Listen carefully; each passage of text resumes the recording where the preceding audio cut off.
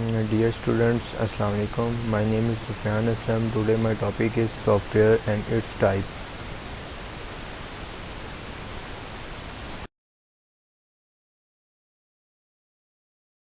What is a software? Software, a set of instructions given to the computer to solve the particular problem, to solve the specific problem is known as a software.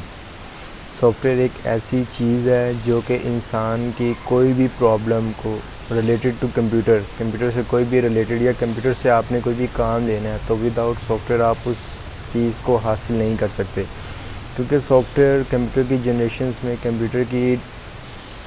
Computer की field में एक बहुत बड़ा अहम किरदार अदा करता है कि विदाउट सॉफ्टवेयर आप कभी हार्डवेयर के साथ कम्युनिकेट नहीं कर सकते। क्योंकि हार्डवेयर जितनी भी हार्डवेयर होती है वो 0-1 की फॉर्म में होती है, यानी बाइनरी फॉर्म असेंबली लैंग्वेज में होती हैं, जो कि आम इंसान उसको डिकोड कभी नहीं कर सकता। उसके लिए बहुत मुश्किल हो सकती है।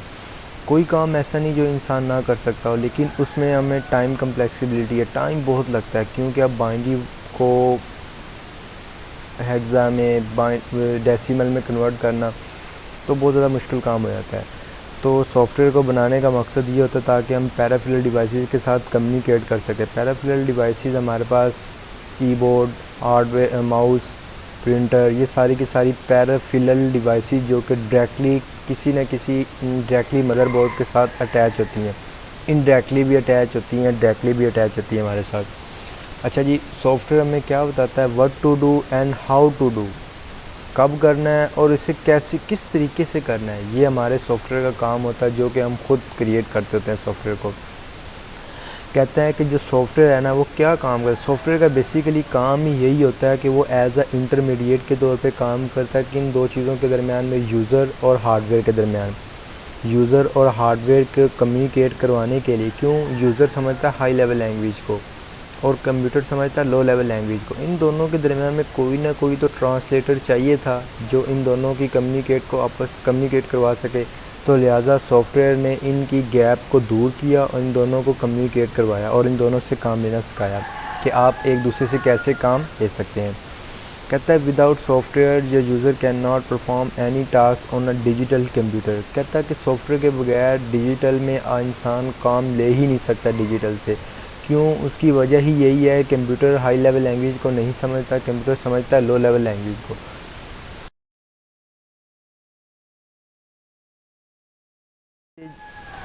कि टाइप्स ऑफ सॉफ्टवेयर कितने टाइप के? सॉफ्टवेयर बेसिकली 2 टाइप्स के होते हैं, system software and application software.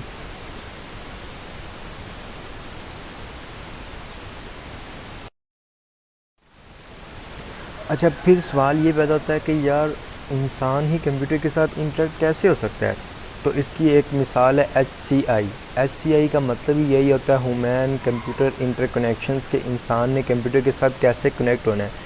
कि यार ये एक स्टडी है how people interact with computer के लोग कंप्यूटर के साथ किस तरह कनेक्ट हो सकते हैं।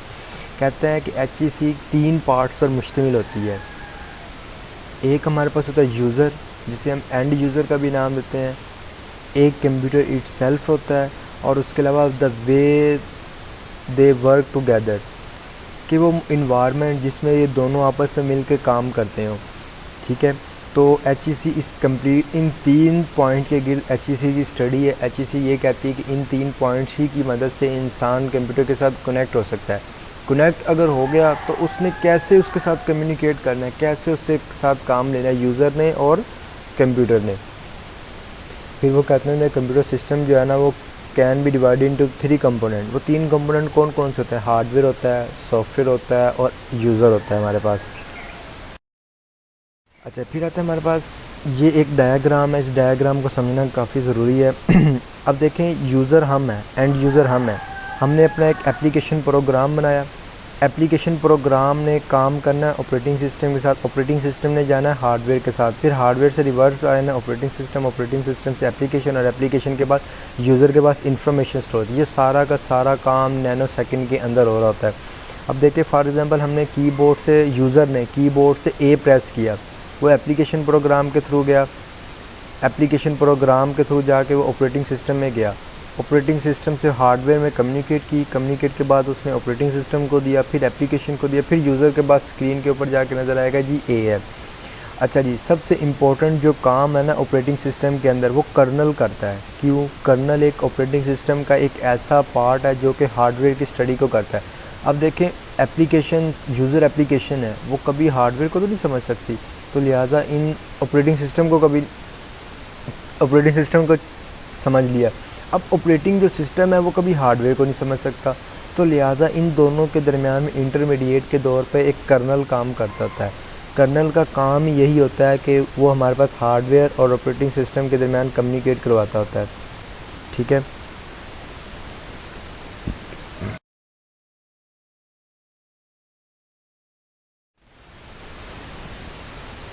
अब आता है हमारे पास एप्लीकेशन सॉफ्टवेयर। एप्लीकेशन सॉफ्टवेयर क्या होता है? एप्लीकेशन सॉफ्टवेयर एक ऐसा प्रोग्राम है जो कि किसी पर्टिकुलर ख़ास मकसद के लिए बनाया जाता है।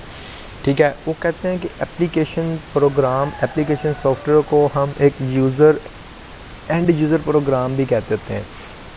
एंड यूज़र प्रोग्राम का मतलब ये हम ले सकते हैं कि इंसान ने अपनी ही ज़रूरियात के तहत उस एप्लीकेशन को क्रिएट किया हुआ है।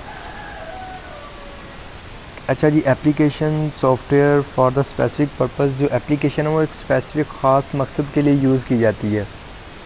अब इसकी एक मैं आपको मिसाल दूं कि फॉर एग्ज़ाम्पल हर शॉप पे क्लॉथ की जितने भी डिपार्टमेंटल स्टोर हैं सारों के ऊपर आजकल ना बारकोड सिस्टम है। अब देखें, मैं क्लॉथ परचेज़ कर रहा हूँ एक शॉप से, अब उस बारकोड के अंदर जितनी भी इंफॉर्मेशन है वो उस शॉप की है, नहीं ना कि वो डिपार्टमेंटल स्टोर, वो तमाम की तमाम इंफॉर्मेशन उस कंप्यूटर के अंदर स्टोर है, नहीं। वो एक स्पेसिफिक पर्पज़ के लिए बनाया गया जो कि उसी शॉप पे अप्लाई होगा, इसके अलावा किसी और शॉप पे वो अप्लाई नहीं हो सकता। ठीक है। वो कहता है कि जो ये एप्लीकेशन प्रोग्राम है वो सिंपल भी हो सकते हैं, कम्प्लेक्स से कम्प्लेक्स भी हम हो सकते हैं। कहता है जो एप्लीकेशन प्रोग्राम है ना वो छोटे छोटे पार्ट्स को, छोटे छोटे मॉड्यूल्स को बनाकर एक बड़ा एप्लीकेशन के तौर पर काम लिया जाता है उससे। छोटे छोटे मॉड्यूल्स का मतलब है उसके छोटे छोटे पार्ट बनाए जाते हैं, सबसे पहले फेज़िस से गुजारा जाता है, उस फेज़िस के बाद जब वो पेज पूरा हो जाता है उसके बाद जाके आपके पास एक एप्लीकेशन सॉफ्टवेयर बनता है। ठीक है। वो कहता है कि जो एप्लीकेशन सॉफ्टवेयर है ना वो यूज़र कंप्लीट स्पेसिफिक टास्क होता है, क्योंकि इंसान की ज़रूरियात को पूरा करता है। अब देखिए, मैंने एक सॉफ्टवेयर बनाया, इसकी मिसाल मैं आपको दूसरी मिसाल देता हूँ। एक ऑर्गेनाइजेशन है, अब उस ऑर्गेनाइजेशन का एक अपना सॉफ्टवेयर है जो किसी और ऑर्गेनाइजेशन में नहीं चल सकता। ठीक है।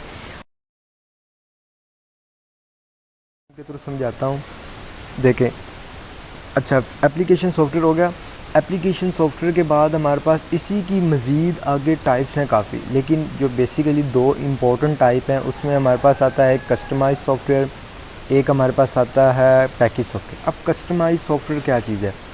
एप्लीकेशन तो हमें पता लग गया कि स्पेसिफिक पर्पज़ के लिए बनाई जाती है। अब कस्टमाइज सॉफ्टवेयर का मतलब ही यही है कि उस ख़ास मकसद के लिए, उस ख़ास बंदे के लिए, एक पर्सन के लिए या पूरी एक ऑर्गेनाइजेशन के लिए जो सॉफ्टवेयर बनाया जाता है उसे हम कस्टमाइज सॉफ्टवेयर कहते हैं। यानी कस्टमाइज, एक कस्टम के लिए हमने सॉफ्टवेयर बनाया है।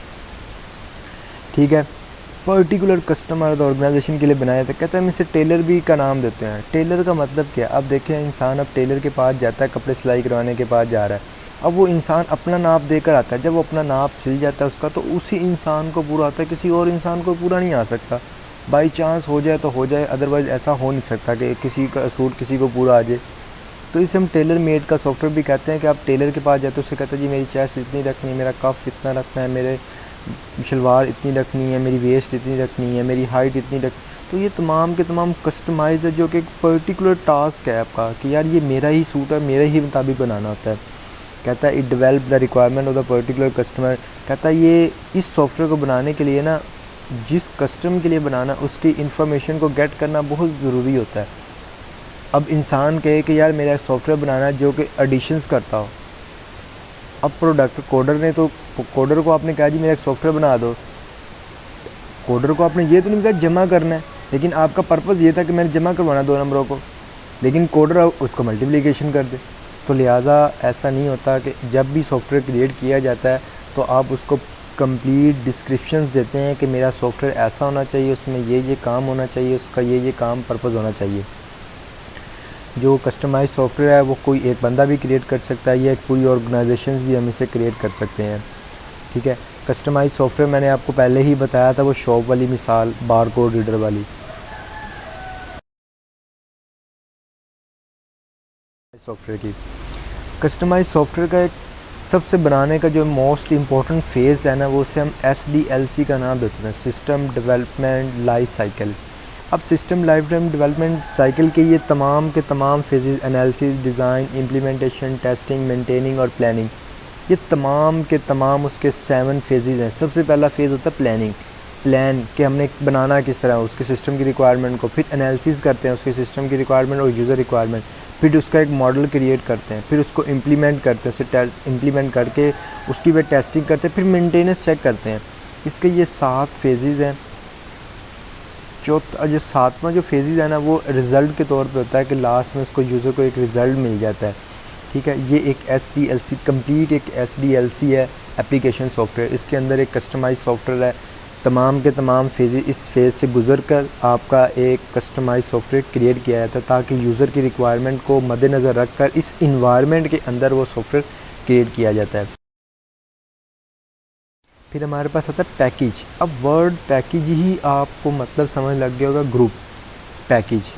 हम कहते नहीं मंथली पैकेज चाहिए हमें, तो पूरे मंथ का पैकेज, तो इसका मतलब है पैकेज। जितने भी यूज़र्स हैं, जितने भी कस्टमर हैं, तमाम की तमाम उस चीज़ को यूज़ कर सकते हैं। अब ये स्पेसिफिक पर्पज़ के लिए नहीं बनाया जाता, कोई पर्टिकुलर ख़ास मकसद के लिए नहीं बनाया जाता। ये ऐसा बनाया जाता है जो हर इंसान इसको ज़रूरत हो सकती है, जो चाहे इसको ज़रूरत कर सकता है। अब देखें, is the collection of the program that perform the similar function. Same काम करेगा, मैं चला रहा हूँ मेरे पास भी सेम काम करेगा, आपके पास चला रहे हो आप भी सेम। हाँ, उसका पर्पज़ डिफरेंट हो सकता है कि मैं उससे क्या काम ले रहा हूँ, आप उससे क्या काम ले रहे हैं, लेकिन काम वो सेम करेगा। ये बेसिकली जो पैकेज सॉफ्टवेयर है ना, वो हमारे पास सेल प्रोडक्ट के लिए यूज़ किए जाते होते हैं। इसे हम ऑफ द शेल्फ़ का नाम भी देते हैं। ऑफ द शेल्फ़ का मतलब ये है कि ये कोई डिज़ाइन या मेड नहीं किया गया, but taken from the existing stock. ये किसी एग्जिस्टिंग स्टॉक के अंदर से लिया गया है। कहता है डेली एक्टिविटीज़ के लिए भी यूज़ करते हैं। इसकी सबसे बेहतरीन मिसाल माइक्रोसॉफ्ट ऑफिस है। अब देखिए, ऑफिस के अंदर आपको पैकेज दे रहा है, आप वर्ड भी यूज़ कर सकते हैं, आप एक्सेस भी यूज़ कर सकते हैं, पावर पॉइंट भी यूज़ कर सकते हैं। ठीक है, ये तमाम की तमाम फैसिलिटीज़ उस माइक्रोसॉफ्ट ऑफिस के अंदर है। ठीक है, अब देखें, तमाम काम सिमिलर काम है। एक्सेल का क्या काम है, ये सारों को पता है। वर्ड का क्या काम है, ये भी सारों को पता है। एसएस का क्या काम है, पावर पॉइंट, स्लाइड, ये तमाम की तमाम काम सेम है, लेकिन उसे चलाने का, उसे यूज़ करने का, उससे वे ऑफ कम्युनिकेशन करने का हर बंदे का तरीका अलग है, लेकिन वो काम सेम करेगा। इसे हम कहते हैं पैकेज सॉफ्टवेयर।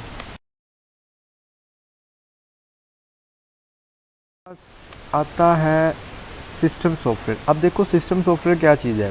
अब ज़ाहिर सी बात है, सिस्टम के साथ हमने कम्युनिकेट कर लिया, अब ज़ाहिर सी बात है सिस्टम का कोई अपना सॉफ्टवेयर होगा जो उस सॉफ्टवेयर के साथ कम्युनिकेट करेगा। तो लिहाजा हार्डवेयर के भी सॉफ्टवेयर होते हैं जो कि क्रिएट किए जाते हैं, लेकिन हार्डवेयर के जो सॉफ्टवेयर होते हैं वो हाई लेवल लैंग्वेज में क्रिएट नहीं होते, वो असेंबली लैंग्वेज में क्रिएट किए जाते हैं। इसीलिए हार्डवेयर से इंसान डायरेक्ट कम्युनिकेट नहीं कर सकता। क्यों? क्योंकि वो होते हैं बाइनरी फॉर्म में, 0-1 की फॉर्म में होते हैं। इंसान 0-1 की फॉर्म को डी कोड तो कर सकता है, लेकिन एक लेंथी कोड आ जाए, 10-12 लाइनों का आपके पास कोड आ जाए कि लिखा हो कि दिस इज़ पाकिस्तान, अब इस लाइन को अपने बाइनरी में कन्वर्ट किया हो, तो आप इसे कन्वर्ट करने में काफ़ी टाइम लगा देंगे। यही काम कंप्यूटर नैनो सेकंड में कर देता है। क्यों? वो समझता ही बाइनरी लैंग्वेज को है। कहता है कि जो सिस्टम सॉफ्टवेयर है ना, वो हार्डवेयर और जो हमारे पास एप्लीकेशन को utilise system resources and how and solve their computation problem. जो सिस्टम सॉफ्टवेयर है ना, वो हमारे पास एप्लीकेशन, जो हमारे पास एप्लीकेशन और सिस्टम हार्डवेयर, कंप्यूटर हार्डवेयर को मैनेज करता है, यूटिलाइज करना है, मैनेज करता है उसको, कि उसके रिसोर्सेज को आप यूज़ कर सकते हैं। मैंने आपको पहले ही बताया कि जो सिस्टम सॉफ्टवेयर है सारे के सारे लो लेवल लैंग्वेज, और लो लेवल लैंग्वेज जितनी भी होती है वो बाइनरी फॉर्म के अंदर होती है, 0-1 फॉर्म के अंदर।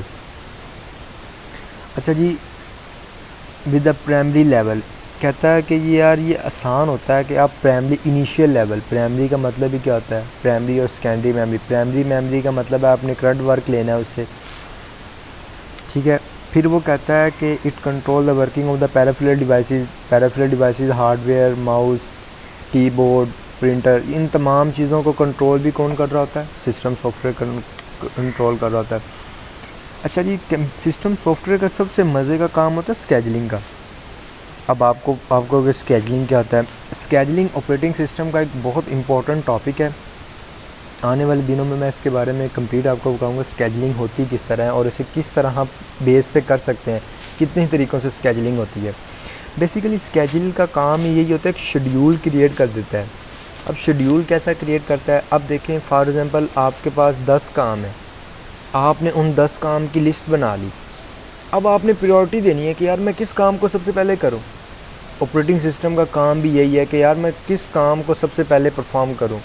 लेकिन ये नहीं हो सकता कि आपने सबसे आखिर वाला काम दिया वो पहले कर दे, पहले वाला काम सबसे आखिर में कर दे। लेकिन प्रायोरिटी सेट होती है पीछे से। अगर आपकी प्रायोरिटी ये है कि फ़र्स्ट इन फर्स्ट आउट, कि आपने जो चीज़ पहले इनपुट दी है उसका फ़ौरन जवाब आना चाहिए। कुछ स्केजलिंग ऐसी भी होती हैं कि हायर प्रायोरिटी होती है कि आप उस स्केजलिंग उस प्रोसेसिंग में देखो सबसे बड़ा प्रोसेस कौन सा है, सबसे पहले आप उसको सॉल्व करते हो। यह स्केजलिंग ये भी होती है कि आप सबसे ज़्यादा स्मॉल को देखते हो। स्केजलिंग के डिफरेंट फेजेज़ हैं कि आप इन तरीक़ों से स्केजलिंग कर सकते हैं, ठीक है। और उसके अलावा जो स्केजल्स है ना, ये बेसिकली ऑपरेटिंग सिस्टम का एक हिस्सा है और ये बहुत इंपॉर्टेंट टॉपिक है। स्केजल का मतलब है शेड्यूल क्रिएट कर देता है कि यार आप ये काम कर सकते हैं, ये काम इस तरह तरीके से। वो टाइम भी बताता है। स्केजलिंग का सबसे मज़े का चीज़ ये है कि वो साथ के साथ टाइम भी बताता है कि यार इस सेकंड में आपका ये काम हो जाएगा, इस सेकंड में आपका ये काम हो। तो हम एक प्रायोरिटी सेट कर देते हैं, यार जो लोअर टाइम पे होगा ना वो सबसे पहले आप कर दो, जो लोअर टाइम पे होगा उसे आप सबसे पहले कर दो। अब इसकी एक मिसाल मैं आपको देता हूँ कि आप एक ना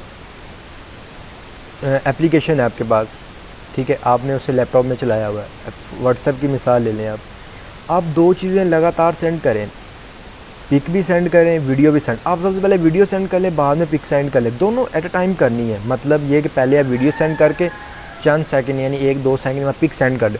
आप देखेंगे पिक जल्दी सेंड हो जाएगी, वीडियो देर से सेंड होगी। हालांकि मैंने तो यही कहा ना कि स्केजलिंग होती है, जो पहले काम तो मैंने वीडियो किया था वो वाला होना चाहिए था, पिक वाला क्यों हो गया पहले?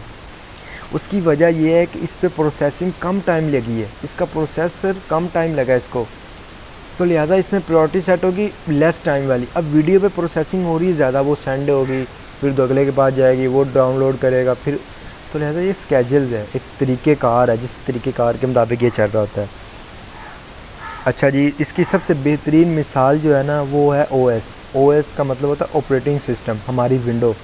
अगर हमारे पास विंडो ना होती तो हम इसके साथ कम्युनिकेट ही ना कर सकते हार्डवेयर के साथ। और विंडो जो OS है ना वो हमारे पास ऑपरेटिंग सिस्टम, विंडो हमारे पास। अब विंडो हमारे पास ग्राफिकल यूज़र इंटरफेस है, हर चीज़ बनी बनाई है, ऊपर आप क्लिक करें जी, माई कंप्यूटर पे क्लिक कर लिया, बॉस पे क्लिक्स कर लिया। लेकिन पहले जो था ना वो लिनक्स, यूनिक्स, ये तमाम के तमाम हमारे पास कमांड लाइन थे। आप कमांड लिखते थे, उसमें कमांड होना याद होना लाजमी था। अब उस चीज़ को आसान करने के लिए विंडो क्रिएट कर देगी ताकि आप अपना काम आसानी से, ग्राफिकल यूज़र इंटरफेस पूरा एक ग्राफ बनाता है। ग्राफिकल मतलब पिक्टोरिकल, पिक फॉर्म में बनाता है, आप उस पर क्लिक करें और काम ले लें इससे। बड़ी जितनी भी ऑर्गेनाइजेशंस हैं वो लिनक्स को यूज़ करते हैं कम्युनिकेट करने। क्यों? उस पर काम जल्दी हो जाता है एज़ कम्पेयर टू विंडो। उसमें जस्ट आप देखें, मैंने एक फ़ाइल सेंड करनी है, मेल सेंड करनी है। अब ग्राफिकल में भी और लिनक्स में आप फ़र्क देख लेना। अब ग्राफिकल में देखें, मैं सबसे पहले जी बाई कंप्यूटर सिस्टम मेरा ऑन हो गया, मैंने जी गूगल क्रोम ओपन किया, वहाँ जीमेल टाइप किया, जीमेल ओपन हुई, मैंने उस बंदे का पर्टिकुलर लिखा, उसमें नाम, उसको मेल सेंड की। अब लिनक्स में ये है, जस्ट आपने कमांड देनी है, एड्रेस लिखना है, जस्ट के एंटर। वो काम जहाँ 2 मिनट में हो रहा है, ये काम 25 सेकंड के अंदर हो जाएगा लिनक्स के अंदर। तो लिनक्स यूज़ करना थोड़ा सा टफ था, लेकिन as compare to window Linux fast है। लेकिन विंडो बनाने का मकसद ये था कि लिनक्स हर बंदा नहीं चला सकता, विंडो हर बंदा चला सकता है, क्योंकि ग्राफ बना हुआ है सारा, वो हर बंदा समझ सकता है उस चीज़ को। कहता है it response for managing all programme on computer. कहता है जितने भी कंप्यूटर पे जितने भी प्रोग्राम होंगे ना, तमाम के तमाम को हैंडल जो करेंगे वो सिस्टम सॉफ्टवेयर करते हैं।